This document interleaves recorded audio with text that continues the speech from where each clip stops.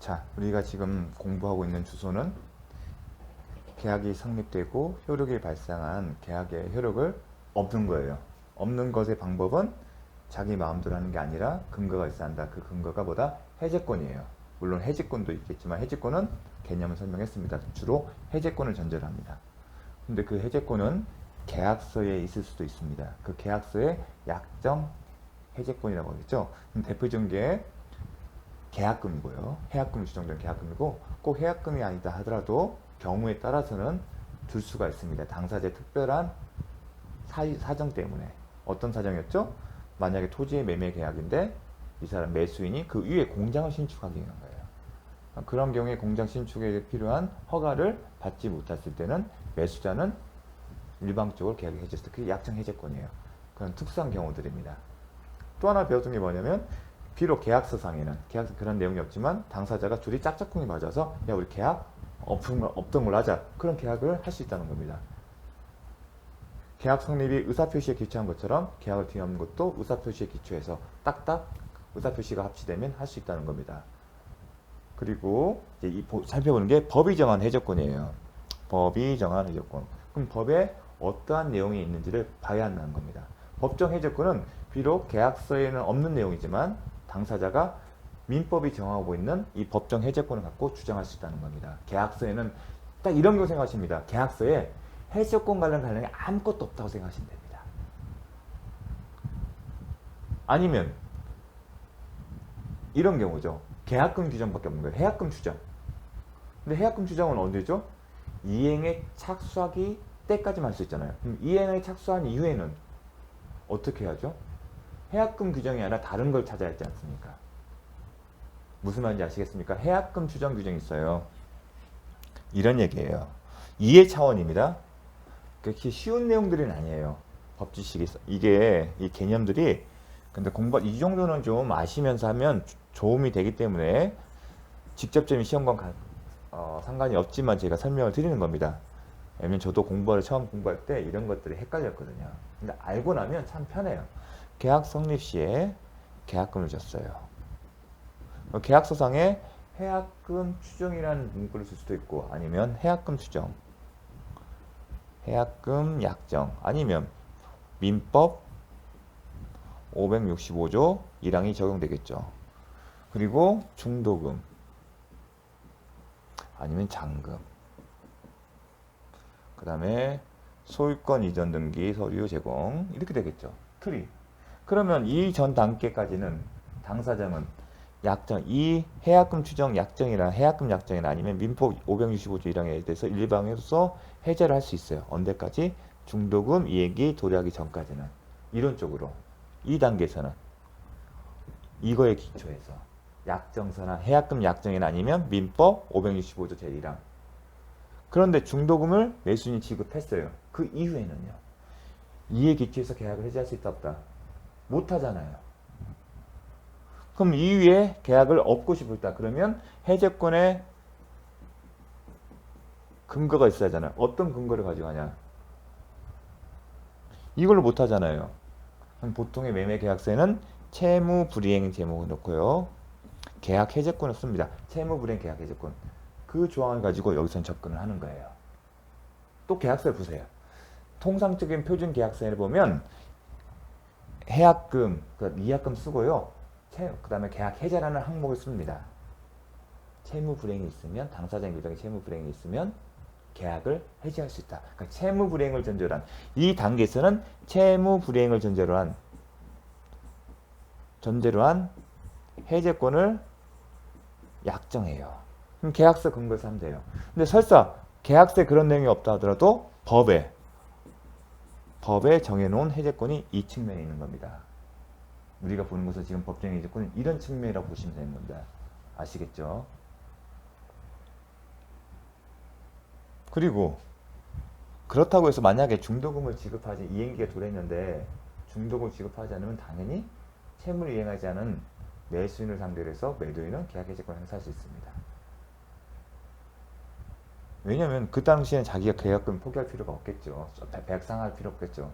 매수인이 채무불이행 사유가 있으면 그렇게 하게 되면 자기는 몰취할 수가 있거든요. 혹시 또 의문을 가질까봐 설명한 겁니다. 매도인이 굳이 매수인이 중도금 선이행 의무를 이행하지 않는데 굳이 이 해약금 약정에서 하겠습니까? 채무자 기책 사유가 발생했고 채무 불이행 책임 사유가 있기 때문에 그걸 근거로 해서 계약 해제권을 행사할 겁니다. 그래서 측면이 여기구나. 그럼 똑같이 계약서에 그런 규정이. 근데 보통 다 있어요. 그 계약서에 따른 그 내용을 가지고 하거나 아니면 법조문을 따라 하면 되는 겁니다. 아시겠죠? 자, 그걸 좀 배우는 겁니다. 법에서 어떤 내용이 있는가? 그것도 한번 볼까요? 그러면 자, 법에 보면 이제 채권법에 보면 채무 불이행 제목이 있어요. 그럼 채무를 불이하는 것이 뭘까? 말 그대로 채무자가 자신의 채무를 제때 이행하지 않는 겁니다. 그러면 그 채무 불이행의 구체적인 모습 보니까 이런 거예요. 이행지체. 특히 매매대금 지급과 관련이죠. 이행이 가능함에도 불구하고 제때 이행하지 않는 게 이행지체죠. 아니면 우리가 이미 배웠던 이행불능. 보통 목적물이 멸시돼서 더 이상 재사건 이전 의무가 불가능한 경우. 또 하나 보는 게 뭐냐면 이행거절이에요. 그 다음에 불완전 이행이 있어요. 불완전 이행. 제가 글씨가 엉망이죠. 알 필요 없다는 얘기입니다. 수험생은 딱 이게 핵심이에요. 이행거절도 그냥 세모예요. 잘 안 나와요. 자, 이행거절은 뭐냐면 핵심은 딱 한 가지 몇 가지만 딱 기억하면 돼요. 이행하지 않겠다는 의사를 명시적으로 밝히는 거예요. 수험생 입장에서 되게 중요해요. 이게 명시적 이행거절은 계약 채무 불이행 되려면 좀 쟁점이 있는데 여러분은 이행까지 하면서 나중에 지문 한두 개 정도만 기억하면 돼요. 핵심은 둘 중인데 법정 해제권과 관련해서는 이게 가장 중요해요. 쟁점이 있기 때문에 수험생 입장에서는 채무 불이행이 이행지체, 이행불능, 이행거절, 불완전 이행인데 이러한 경우에 어떤 효과가 있냐? 계약 해제권을 주고요. 그 다음에 손해배상 청구를 주는 겁니다. 채무 불이행에서 출발하니까. 근데 이 해제권 행사 요건과 관련해서 그 유형의 모습인 채무 불이행의 모습이 이행지체냐 아니면 이행불능이냐 이행거절이냐 좀 다른 게 있어요. 근데 수험생 입장에서는 이행지체가 가장 중요하고 나머지는 이행불능과 이행거절과 관련해서는 딱딱 정리된 것만 공부하시면 됩니다. 다만 이론적으로 이게 접근한다. 근데 채무 불이행 되려면 뭐죠? 채무자의 기책 사유를 전제로 해야 합니다. 이행지체율로 계약하자면 이행지체에 채무자의 기책 사유가 있어야 돼요. 이렇게 표현을 안 쓰다 하더라도 머릿속에 채무 불이행에 기초한 해제권을 행사하려면 항상 채무자에게 기책 사유가 있음을 전제로 한다는 걸 기억하셔야 합니다. 이런 점이 뭐가 틀리죠? 물권법은 틀리잖아요. 물권자가 자신의 권리 시절에 방해를 받는다면 물권적 청구를 행사할 수 있다. 다만 방해자에게 기책 사유가 있을 필요가 있다 없다? 없다. 하지만 채무 불이행은 급부이행의 문제인데 그 급부에 이행지체는 아니면 이행불능이 있다 하더라도 기책 사유가 없으면 이러한 권리들을 행사를 못한다는 거죠. 그게 머릿속에 딱 박혀 있어야 합니다. 근데 중요한 것은 이행지체라고 했습니다. 왜 중요하냐면 이행을 지체한다. 이 표현을 하려면 항상 기억하겠습니다. 뭐가 있냐면 동시항변권을 항상 생각하셔야 돼요. 동시항변권에 이미 행사 효과도 있지만 뭐가 있다? 존재 효과 있다. 존재 효과 뭐 있죠? 동시항변권이 있으면 이행지체를 저지하는 효력이 있다. 이행지체를 막는 효력이 있다. 이거는 행사할 필요가 없어요. 또한 내가 이걸 아냐, 당사자가 아냐, 모르냐도 중요했잖아요. 법률적으로 봤을 때 이게 동시항변권이 있다 그러면 상대방이 알든 모르든 아니면 행사하든 안 하든 그 존재 자체만으로도 그 존재 자체만으로 무슨 효과가 있다? 이행지체를 저지하는 효력이 있어요. 따라서 동시항변권이 있는 경우에는 이행자체 저지효가 있기 때문에 이행지체를 만들려면 동시항변권을 깨야죠. 이걸 깨야만이 이행지체가 발생하는 장벽을 없애는 겁니다. 이 동시항변권은 이행지체라는 요건의 장벽이에요. 이렇게 그림을 풀어낼까요?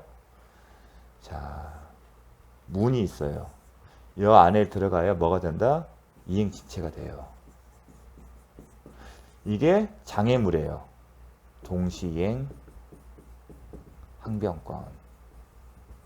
이 동시이행 항변권 쓰면 이게 장벽에서 못 들어가요. 여기 들어가려면 이걸 깨야 돼요. 깨는 방법이 뭐냐? 이행 주체를 주장하는 사람. 그럼 상대방이겠죠. 지금 채무자니까 상대방은 채권자가 자신의 채무를 이행하거나 또는 이행 제공. 이행 제공하면서 요 장벽을 깨트려야 비로소 이행 지체가 돼요. 그리고 그 다음 따질 필요가 없어요. 왜냐면 여러분들 수험생 입장에서 여기서 언급된 내용들은 대부분이 매매대금 지급, 매수인이 매매대금 지급, 특히 중도금 아니면 잔금을 지급을 이행하지 않는 거예요. 근데 돈과 관련해서는 매매대금에서는 이행 불능이 있을 수 없어요. 오직 이행 지체만 주제예요. 우리나라가 경제적으로 망하지 않는 이상 그러니 거의 없겠죠. 그래서 항상 이행지체. 그러면 자신의 채무 이행제는 매도인 입장에서 하는 거거든요. 뭐예요? 소유권 이전 등기 서류에 필요한 제공을 하는 거예요. 현실로는 먼저 등기하지 않겠죠. 등기서 넘겨주지 않겠죠. 등기 서류에 등기에 필요한 등기 신청의 정확한 의미는 등기 신청에 필요한 서류를 준비해서 만나는 겁니다. 그러면 동시항변권이 깨지는 거예요. 깨지면 이행지체가 되고 이 장벽이 허물어지는 순간 이행지되고 어떤 효과가 있다? 해제권과 손해배상 청구권인 거죠. 근데 이 해제권과 손해배상 청구권은 선택의 문제예요. 즉, 이 손해배상 청구권은 계약 해제권을 행사하지 않고, 즉, 계약의 효력을 그대로 가져가면서 지연 소래금을 청구하는 거고요. 이거는요, 계약을 소급적으로 소멸시켜요. 다만, 이미 발생한 551조가 여기 안에는 항상 551조를 생각하셔야죠. 이 손해배상 청구는 계약을 해제하지 않고, 이행불능의 경우처럼 계약 해지 않고 손해배상 청구를 할 수 있고요. 요 해제권은 551조를 세트로 기억을 하셔야 합니다. 계약 해제권 행사는 손해배상 청구에 영향한다. 왜냐하면 이미 발생한 이행지체라는 손해가 있기 때문에. 이행지체함으로써 지원 손해금은 이미 발생한 거잖아요. 땅땅땅땅. 그래서 이렇게 구분을 하셨으면 좋겠습니다. 이게 중요합니다. 동시항변권이 존재의 효과가 뭐였다? 이행지체 저지의 효. 제가 그때는 강조를 안 했습니다. 왜냐면 행사 효과가 중요했기 때문에. 이행을 거절할 수 있는 권능. 근데 지금은 법정 해제권과 관련해서 이게 중요합니다. 이렇게 그림을 생각해서 이 장벽이 있다. 이 장벽은 동시항변권이라는 장벽이 있다. 깨트려야만이 이행지체가 성립된다. 그래서 중요합니다. 자, 보겠습니다. 이행지체에 의한 해제권의 발생. 당사자 일방이 그 채무를 이행하지 아니한 때에는 544조에 이렇게 돼 있습니다. 법조문에 어떻게 돼 있냐? 이행지체 때는 상대방은 상당한 기간을 정하여 이행을 최고하고 그 기간 내에 이행하지 아니한 때는 계약을 해제할 수 있다. 할 수 있다는 해제권이 발생하는 거고 그거 행사할지 여부는 채권자 마음이라는 얘기예요. 근데 먼저 기억할 게 뭐냐면 상당한 기간에서 이행 최고예요. 이게 무슨 말이냐면 매수인이 좀 매매대금을 안 줘요. 중도금이나 잔금을. 그러면 매도인한테 그 이행지체 사이 그 순간 바로 해제권이 발생하면 너무 불합리하다는 거예요. 야, 그래도 돈 주는 건데 한 번의 기회는 줘야지 않을까. 그 얘기예요. 이 사람도 비록 돈을 지급하지 않는 것은 기책사유거든요. 먼저 기억할 것은 뭐냐면 돈과 관련해서 돈을 제때 지급하지 못하면 기책사유가 있다고 보시면 됩니다. 이 사람도 사정이 있지 않을까. 갑자기 돈이 자금줄이 막히면 한 번 기회를 주면 낼 수 있는데 그런 것들을 반영해서 이행이 최고화하는 거예요. 한 번 기회는 줘야지.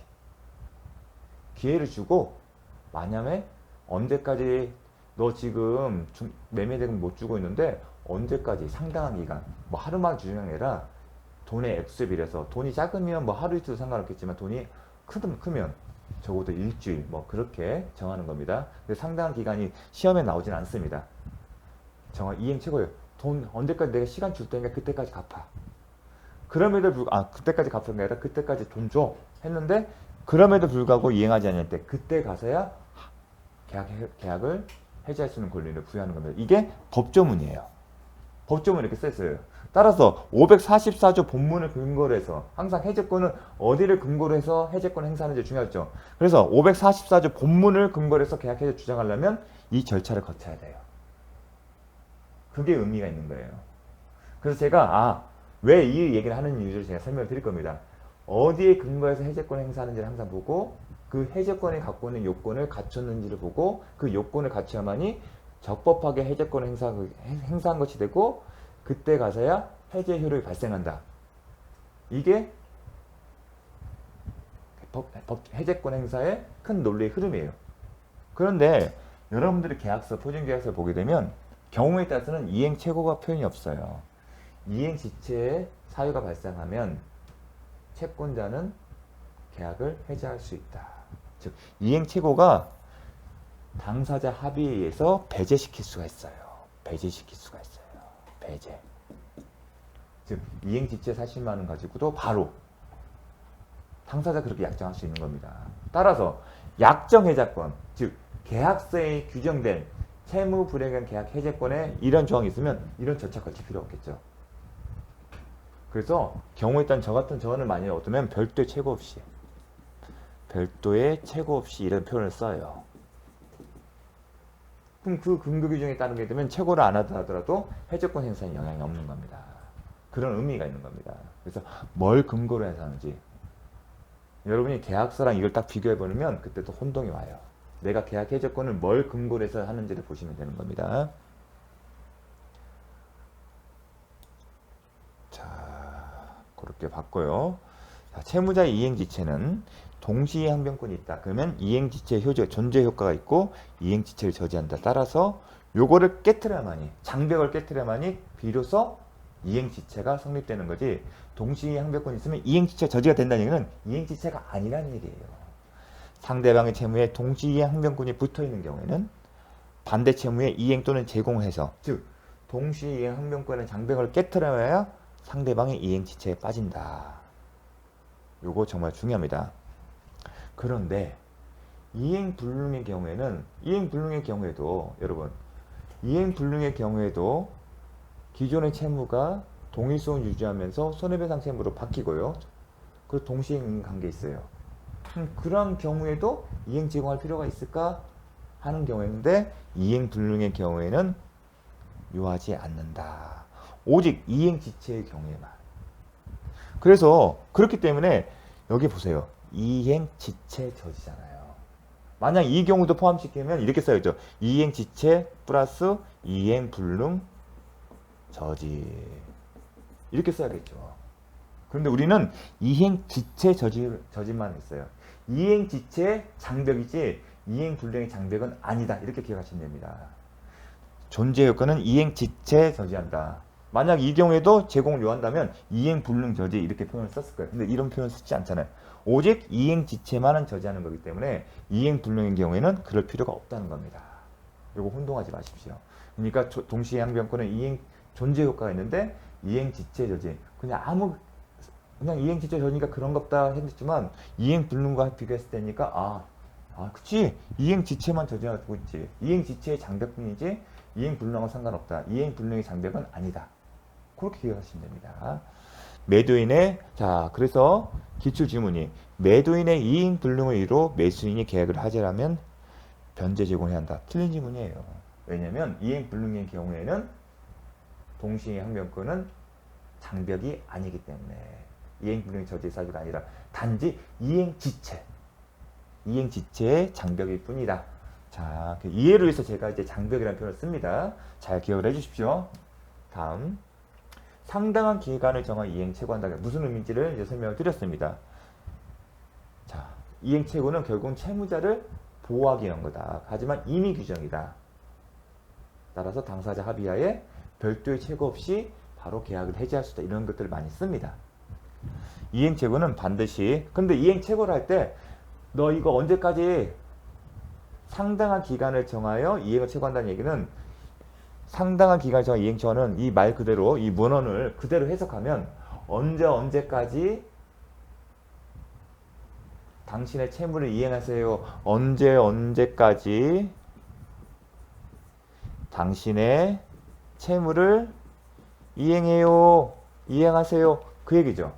하지만 현실에서 이렇게까지는 안 해요.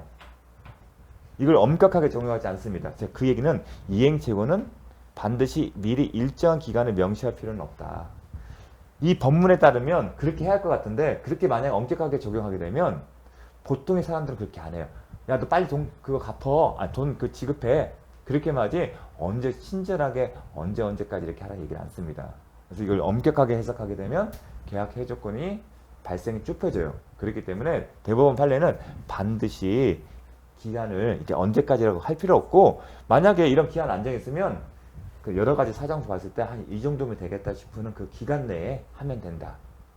그렇게 해석을 합니다. 정리하겠습니다. 반드시 그 기간을 명시하는 것은 아니고 기간을 명시하지 않았다 하더라도 상당한 기간이 경과하면 해석상 니들 봤을 때 한 이 정도면 되겠다.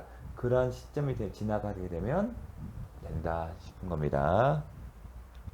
쌍무 계약의 경우는 반대 채무의 이행 준비. 요 내용도 사실은 상당히 의미가 많습니다. 과연 계속적으로 제공해야 하는지 이례적으로 제공하는 것도 되는 건지. 근데 요 문장만 그냥 외우십시오. 쌍무 계약의 경우는 반드시 이행 준비. 딱 이렇게만 기억하십시오. 이게 막 바로 시험에 나오지는 거라고 생각되지 않기 때문에 상당한 많은 이슈가 있거든요. 오히려 이게 중요합니다. 이행체가 필요하지 않은 경우. 이행지체의 경우에는 상당한 기간에 이행지체가 있으면 법 544조에 따라 항상 이렇게 생각하십시오. 544조 지금 어디 비죠? 법정 해제권이고 그 법정 해제권인데 구체적으로 544조에 따른 겁니다. 544조가 이행지체를 이유로 한 계약 해제권이에요. 544조를 근거로 해서 하는 경우에는 항상 이 절차를 거쳐야 돼요. 상당한 기간 정하여 이행 최고하고 그 기간 내에 이행하지 아니한 때야 비로소 계약 해제권 발생해요. 그런데 544조 본문에 이 544조에 근거한 경우라 하더라도 예외적으로 이행 최고가 필요 없는 경우가 있어요. 이 절차를 굳이 할 필요가 없는 경우가 있어요. 왜냐하면 불필요한 절차이기 때문에. 불필요한 절차를 강요할 수는 없는 경우가 있습니다. 그 경우는 좀 암기를 해주. 아이고 이게 아니구나. 다음에 외우십시오. 어떤 경우야? 딱 보시면 납득이 돼요. 채무자가 미리 이행하지 아니할 의사를 표시한 경우. 이행 최고는 채무자한테 기회를 주는 거잖아요. 그러면 그 전제는 기회를 주면 채무자가 할 것이란 전제겠죠. 기회를 주면 채무자가 할 수 있겠다. 그런 경우를 전제로 한 건데요. 채무자가 나 안 할 거야. 이행기에 돌아가기 전부터 나는 내 채무 이행 안 할 거야. 그런 사람 상대로서 불필요하게 이행척을 할 필요는 없다는 겁니다. 그런 경우는 바로 계약 해제권을 발생된 겁니다. 인정하겠다는 겁니다. 또 계약의 성질 또는 당사자의 의사, 그 계약 자체의 성질. 결혼식 날 턱시도를 빌리기로 했어요. 그러면 결혼식 그 다음날, 결혼식 당일날 턱시도 제공 못한다. 그럼 이행지체죠. 근데 그 사람들 입장에서는 그 계약의 성질상 그 당일 아니면 의미가 없잖아요. 그런 경우에도 언제까지 그걸 이행해라고 이행처할 필요가 있겠습니까? 못하죠. 마찬가지로 아니면 당사자의 의사 표시에서 야 이거는 중요하니까 이때까지 반드시 해야 한다. 이 시간 지나면 나한테 의미 없어. 그렇게 의사 표시 정한다는 겁니다. 그게 바로 일정한 시일 또는 일정 기간 내에 이행하지 아니하면 계약의 목적 달성 없는 정기행위인 경우. 이런 경우를 정기행위라고 해요. 그 날짜 아니면 그 날짜에 급부의 이행이 이루어져야 하고 그 이후에 이루어진 것은 계약 목적의 달성에 된 걸 볼 수 없다. 계약 목적 실현을 위해서는 반드시 그 날짜에 이루어져야 한다. 정해진 기회 내에 그 급부가 이루어져야 한다. 목적 달성에서. 그런 경우에는 당연히 이행처가 필요 없죠. 턱시도 기억하십시오. 결혼식 날 뷔페 하객들을 위해서 뷔페 점심 제공하기로 했는데 그날 못했어요. 그 다음날 의미가 있으니까 결혼식 끝나고 나서 그걸 기억하시면 됩니다. 이행지체만 있으면 최고 없이 해제할 수 있도록 특약한 경우. 아까 말씀드렸잖아요. 합의하에 이행지체와 별도로 이행최고 없이 계약 해제할 수 있도록 특약하는 경우. 이미 규정이기 때문에 가능합니다. 그 얘기가 나옵니다. 이행지체만 있으면 최고 없이 해제할 수 있도록 특약. 이 경우에는 결국은 이 특약 법문이 아닌 계약서에 이런 내용이 있다는 거예요. 보통 이렇게 씁니다. 자, 그래서 기출주문이네요. 성질상 일정한 기간 내에 이행하지 않으면 그 목적을 달성할 수 없는 계약에서 이게 뭐다? 정기행위에서 당사자 일방이 그 시기에 이행하지 않으면 해제 의사표시가 없도록 갑자기 해제 의사표 이걸 뭘 물어보냐면 이행 지체, 이행 불능의 사유가 발생 제가 언급했어요. 바로 계약 해제 효과가 생기는 게 아니라 뭘 해야 한다? 해제권이 발생하고 그 해제권을 행사해야만이 계약의 효력이 없어지는 거지 단순히 이행 지체, 이행 불능의 사유만으로는 계약 해제가 되는 것은 아니다. 그걸 묻는 겁니다. 정기행위에 계약에서 당사자 일방이 그 시기에 이행하지 않으면 해제 의사표시가 없더라도 해제가 발생한다. 아니다. 이건 가장 기본의 문제야.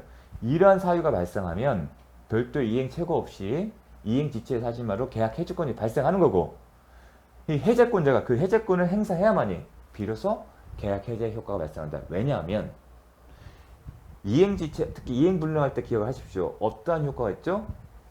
귀책사유가 있으면 전보배상 청구권이 있고 계약 해제권이 있고 대상 청구권이 있잖아요.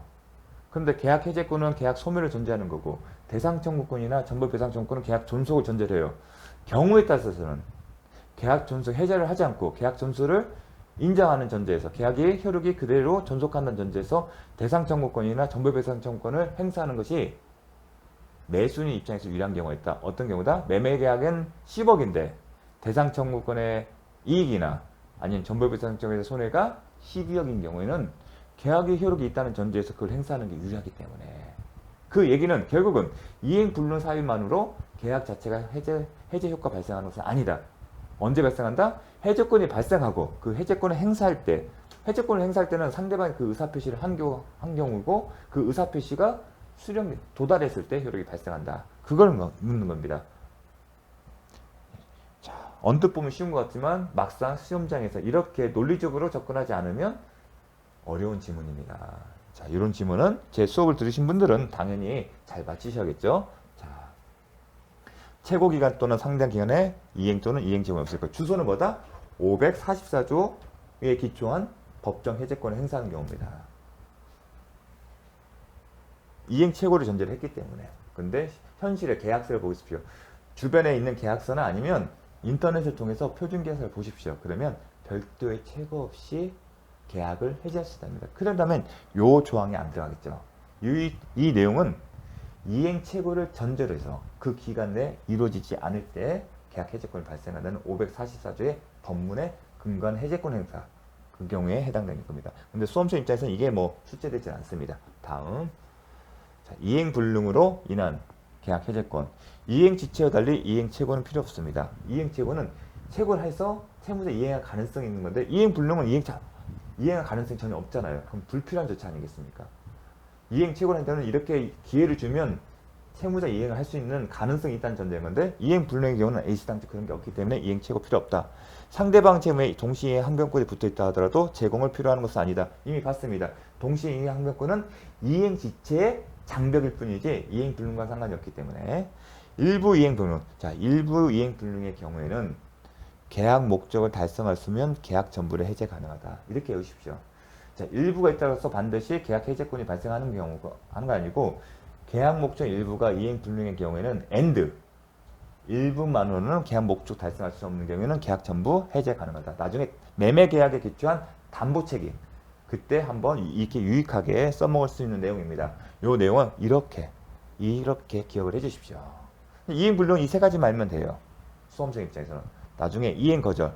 이행기가 도래하기 전에 채무자가 나 이행 안 할 거야. 이행기가 도래하더라도 한 달 후면 이행기인데 미리 나 한 달 이후에 시간이 그 기간이 도래하더라도 나 안 할 거야. 그 경우에는 굳이 시간 기다려서 할 필요는 없겠죠. 이행기 도래 전이라도 바로 계약 해지할 수 있다. 이 지문들만 기억해 주십시오. 그 다음에 자기 채무 이행 제공이나 최고 없이도 계약해 주다. 이행 거절. 어떤 경우냐? 중도금, 잔금이 있는데 매수인이 난 중도금이 도래하기 전에 하더라도 중도금 지급하지도 않을 거고 당연히 잔금도 지급할 의사가 없어. 그럼 매도인은 계속 기다립니까? 이 시점이 도래해서 매수인에게 이행 채권을 하고 이행을 이때까지 중도금 지급해. 그리고 이 기간이 지났음에도 불구하고 매수인이 이행을 하거나 이행시가 오지 않았다. 이때까지 기다려서 계약 해제권 행사하는 거다. 형평에 맞지 않기 때문에 도래 전이라든 이 시점에 명확하게 매수인이 나 안 할 거야 하면 이 시점에 계약 해제할 수 있고, 더 나아가 굳이 자신의 채무도 동시에 한변권에 있다 하더라도 이행제가 필요 없다는 겁니다. 요 내용을 그냥 암기를 해 주십시오. 이행불능과 관해서 이행거주는 이 지문을 벗어나질 않습니다. 그래서 또 응용을 하거나 더 복잡하게 아니면 헷갈리게 내질 않습니다. 그냥 이 지문 자체가 그냥 시험에 나온다고 생각하시면 됩니다. 그래서 뭐 제가 이제 좀 암기를 위해서 이해를 위해서 몇 가지 언급했는데 그 내용 떠올리시면서 하시면 될 겁니다. 중요한 것은 이행지체, 이행제가 핵심입니다. 자, 이렇게 해서 해제권을 행사하게 되면 해제권 행사할 때는 해제 의사 표시를 했다는 거예요. 나 이 계약 엎을 거야. 의사표시죠. 의사표시인데 상대방이 있는 의사표시이기 때문에 당연히 그 의사표시가 도달하면 효력이 발생하고, 그럼 어떤 효력이 발생하냐. 정말 중요하죠. 그래서 이 파트는 다음 시간부터 보도록 하겠습니다. 수고 많으셨습니다. 다음 시간 뵙도록 하겠습니다. 감사합니다.